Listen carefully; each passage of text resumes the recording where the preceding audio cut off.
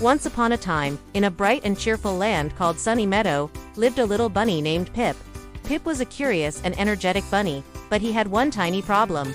Whenever he started something new, whether it was building the tallest block tower or learning a new bunny hop, he would give up as soon as it got a little tricky. "Oh, it's too hard." He'd sigh, and hop away to find something easier.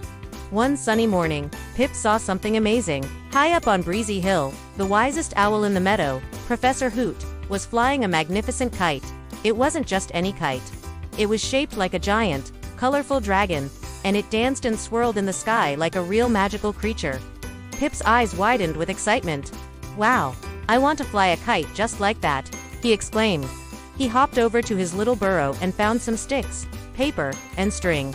He tried to tie the sticks together, but they kept wobbling. He tried to cut the paper, but his lines were all crooked. "Ugh, this is impossible," Pip grumbled, tossing the materials aside. He was about to give up, just like he always did. Just then, his friend, Squeaky the squirrel, scampered by, his cheeks full of acorns. "What's wrong, Pip?" he chirped. "I want to build a dragon kite like Professor Hoot's, but it's too hard," Pip mumbled, kicking a stray pebble. Squeaky tilted his head. "Building a kite is a big project, Pip. You can't just do it all at once. When I gather acorns for the winter, I don't try to carry the whole forest's supply in one go. I make a plan. I decide which tree to visit first, then the next, and the next. Why don't you try making a plan for your kite?" Pip had never thought about making a plan before. "A plan?" he asked. "Yes. Break it down into small, easy steps," Squeaky explained. "First, maybe you can just learn how to tie a strong knot. Then, you can practice cutting a straight line. Little steps make a big project feel much smaller." Pip thought about Squeaky's words. It made sense. Maybe he could try. He picked up 2 sticks and a piece of string. "Okay, step 1. Learn to tie a strong knot." He tried once and it was loose. He tried again, pulling a little tighter. On the 3rd try, he made a small, sturdy knot. "I did it," he cheered. A tiny bit of pride swelled in his chest.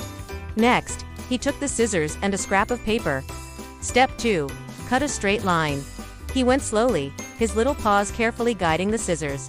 It wasn't perfect, but it was much straighter than before. He felt a little jolt of motivation. This planning thing was actually working. He spent the whole afternoon working on his plan. Step 3 was to build the kite's frame.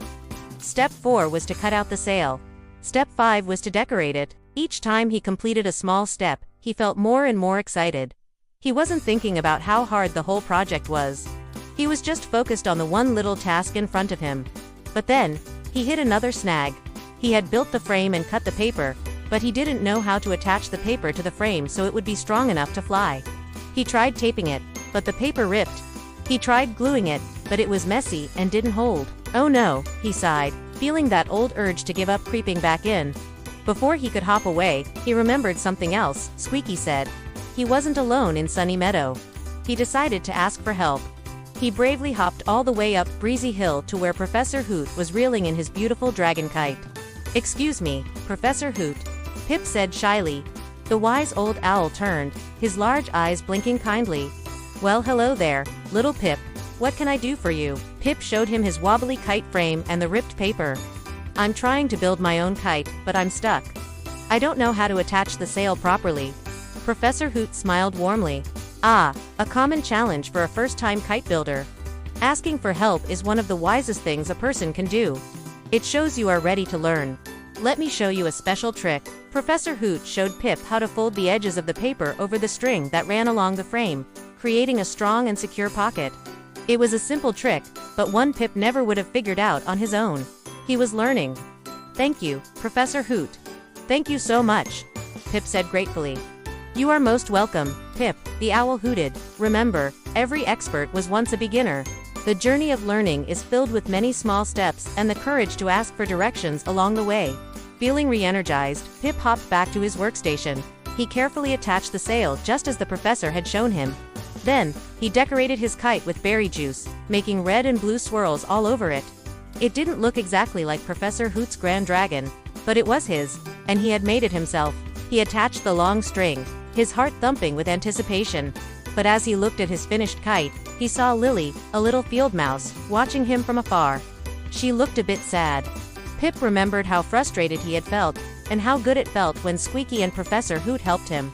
He hopped over to her. "Hi Lily, what's wrong?" "I was trying to build a little boat to sail on the pond," she squeaked, pointing to a pile of leaves and a twig that had fallen apart, "but I can't get it to float." Pip looked at her little boat and then back at his kite. He had a great idea.